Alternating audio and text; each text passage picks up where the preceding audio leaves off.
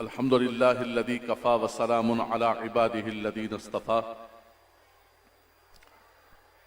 اما بعد، اعوذ بالله من الشيطان الرجيم. بسم الله الرحمن الرحيم.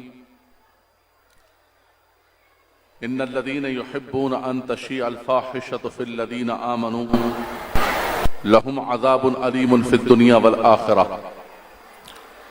وقال الله تبارك وتعالى في القرآن المجيد والفرقان الحميد: قل للمؤمنين يغضوا من أبصارهم ويحفظوا فروجهم. وقال الله تبارك وتعالى: وقل للمؤمنات يغضضن من أبصارهن ويحفظن فروجهن. وقال الله تبارك وتعالى: وأنكحوا الأيام منكم. صدق الله مولانا العظيم.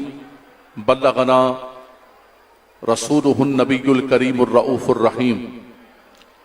سبحانك لا علم لنا إلا ما علمتنا إنك أنت العليم الحكيم. اللهم رب اشرح لي صدري ويسر لي أمري واحلل عقدة من لساني يفقه قولي. اللهم رب زدني علما وعملا صالحا مقبولا.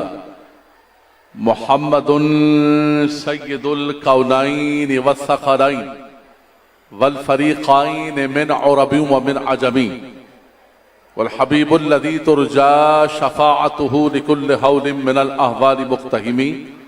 یا رب بالمصطفى بلغ مقاصدنا واغفر لنا ما مضى یا واسع الکرم. بسم اللہ بابنا، بسم اللہ بابنا، تبارک حیثاننا، یاسین سقفنا، قاف ہا یا عین صاد کفایتنا، حمیم عین سین خاف حمایتنا. فسیکفیکہم اللہ وہو السمیع العلیم. ستر العرش مسبون علینا وعین اللہ ناظرۃ الینا. بحول اللہ لا یقدر علینا واللہ من ورائہم محیط. بل هو قرآن مجید فی لوح محفوظ. فاللہ خیر حافظا وهو ارحم الراحمین. فاللہ خیر حافظا وهو ارحم الراحمین. کہ گرد من، گرد خانائے من، گرد خانائے من، گرد زن و فرزندان من، گرد مال و دوستان من، تو حصار حفاظت بشبی تو نگہدار باشی. یا حافظ یا حفیظ، یا ناصر یا نصیر یا وکیل. فاللہ خیر حافظا وهو ارحم الراحمین. درود پاک. اللہم صلی علی سیدنا مولانا محمد وعلی سیدنا مولانا محمد مبارک وسلم صلی علیہ. حضرات گرامی، سورۃ النور قرآن مجید فرقان حمید کی وہ مبارک سورت ہے کہ جس کے اندر ایک مسلم معاشرے اور مسلم سوسائٹی کی جو عزت ہے، عفت ہے، اس کے حوالے سے احکامات عطا فرمائے. محدثین کرام نے، مفسرین کرام نے، فقہاء کرام نے فرمایا کہ خاص طور پر اپنی بچیوں کو سورہ نور کی تفسیر پڑھایا کرو. اس کے اندر چونکہ خاص طور پر جو احکامات دیے گئے ہیں، سورہ نساء کے اندر بھی عورتوں کے احکامات ہیں، لیکن اس سورت مبارک کے اندر بھی رب تبارک و تعالیٰ نے بہت سارے احکامات ذکر فرمائے ہیں.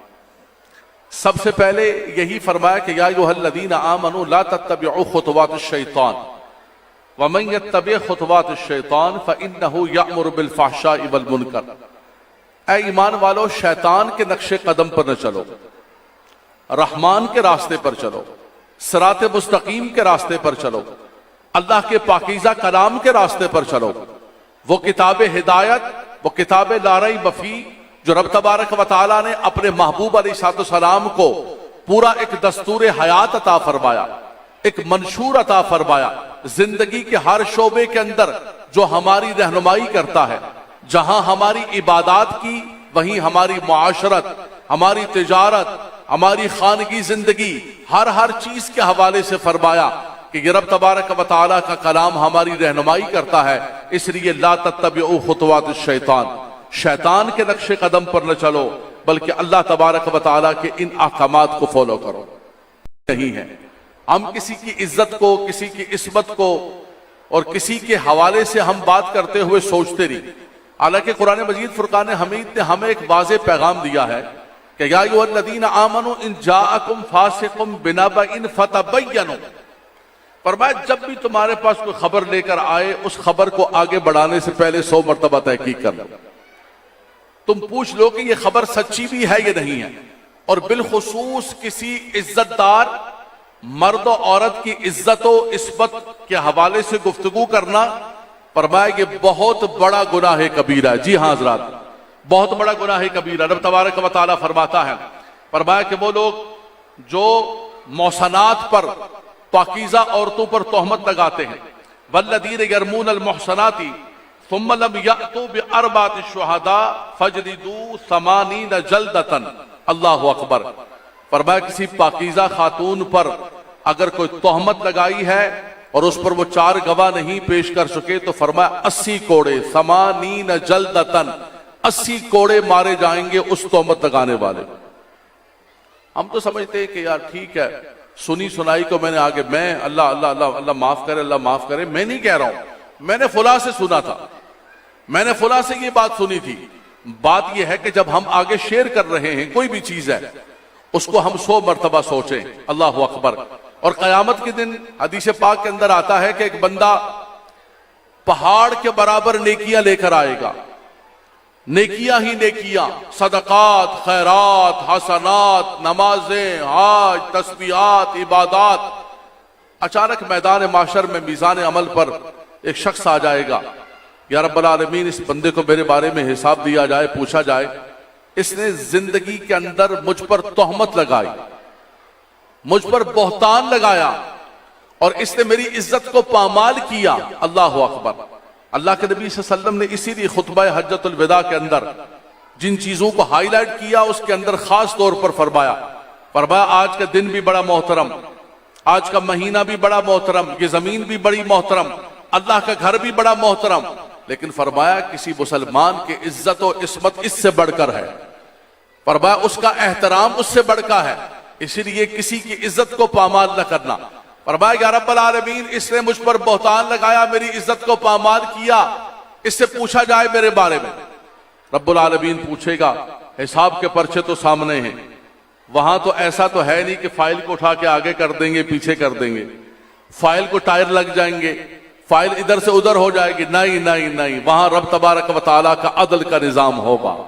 مالک یوم الدین، ڈے آف ججمنٹ، اس دن رب تبارک و تعالیٰ کا میزان لگے گا۔ فرمایا کہ اس دن کوئی بندہ کچھ نہیں کر سکے گا، فلا تظلمون، کسی پر ظلم نہیں کیا جائے گا۔ فرمایا اقرأ کتابک کفی بنفسک اليوم علیک حسیبا، فرمایا سارے تمہارے نامہ اعمال تمہارے سامنے کھلے ہوئے ہوں گے، کیا کیا ہے اور کیا نہیں کیا ہے۔ لا ينفع الظالمین معذرتهم، اس دن ظالموں کی کوئی معذرت قبول نہیں ہوگی، اس لیے کہ معذرت کی جگہ ہی نہیں ہے، ہر چیز سامنے موجود ہے۔ فرمایا تم نے یہ کیا ہے، اس کی نیکیوں کو اٹھا کر، اس شخص کی نیکیوں کو اٹھا کر اس کے نامہ اعمال میں جس پر بہتان لگا ہے دے دیا جائے گا۔ دوسرا آ گیا میرا مال کھایا ہے، تیسرا آ گیا میری زمین کھائی ہے، چوتھا آ گیا فرمایا کہ میرا اس نے جو ہے میری عزت کو پامال کیا ہے۔ لوگ اس کی نیکیاں لے جاتے رہیں گے، حدیث پاک کے اندر آتا ہے ایک وقت آئے گا کہ اس کی نیکیاں ختم ہو جائیں گی، پھر فرمایا کہ لوگوں کو گناہوں کو اٹھا اٹھا کے اس کے سر پر ڈالا جائے گا۔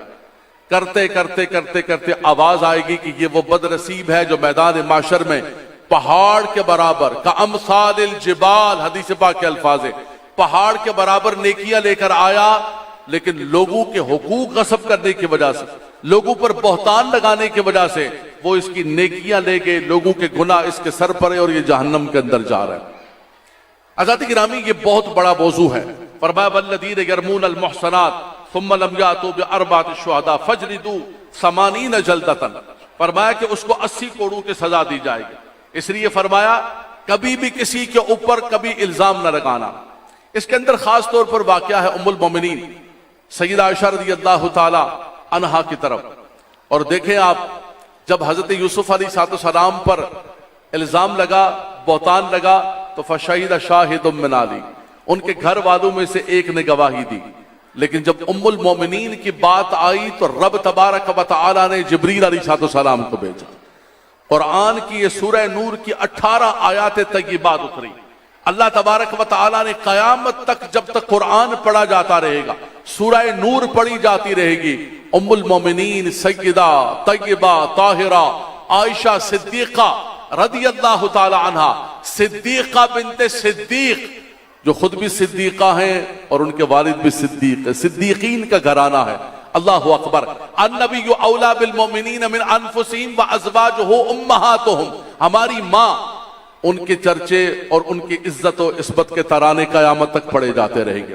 میں اس واقعے کی طرف نہیں جانا چاہتا ہوں، لیکن اس واقعے کو بیان کرنے کے بعد رب تبارک و تعالیٰ نے فرمایا ان الذین یحبون ان تشیع الفاحشۃ، فرمایا وہ لوگ جو مسلم سوسائٹی میں، مسلم معاشرے کے اندر فحاشی عریانی اور غلط چیزوں کو پھیلاتے ہیں۔ آج بھی ہمارے ہاتھوں پر لائک اور شیئر کا لگا ہوتا ہے، بھائی کیا چیز کیا بڑھا رہے ہو، بھائی کیا لائک کر رہے ہو، کیا شیئر کر رہے ہو، بس میرے سامنے آیا تھا میں نے کہا تھوڑا لائک کر لوں، تھوڑا شیئر کر لوں۔ ایسا نہیں ہے، کہیں ایسا نہ ہو جائے کہ یہ ہمارے لیے گناہ جاریہ بن جائے۔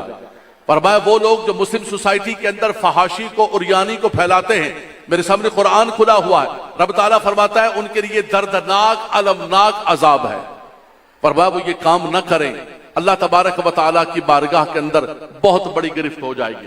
آگے چل کے اسی صورت کے اندر گھر کے اندر داخل ہونے کے آداب ذکر کیے گئے کہ گھر کے اندر کسی سے اجازت دیے بغیر داخل نہ ہو، فیملی بھی ہو کلوز، لیکن فرمایا کہ گھر میں داخل ہو، کسی کے روم میں داخل ہو تو اجازت لیے بغیر داخل نہ ہو۔ جو محارم بھی ہیں اس کے بھی اوقات متعین کیے کہ کن کن اوقات کے اندر داخل ہوں، تاکہ تمہارے گھر کے اندر، تمہاری معاشرت کے اندر ایک سکون ہونا چاہیے، ایک رحمت ہونی چاہیے۔ ادخلوا فی السلم کافہ، فرمایا پورے کے پورے اسلام کے اندر داخل ہو جاؤ۔ اسلام کو صرف ٹچ کے طور پر استعمال نہ کرو، اسلامی ٹچ نہ دو، بلکہ جب ہمارے گھروں میں، ہماری زندگی میں، ہماری تجارت میں، ہماری معاشرت میں اسلام ہوگا تو ہمارے گھروں کے اندر برکتیں ہوں گی، رحمتیں ہوں گی۔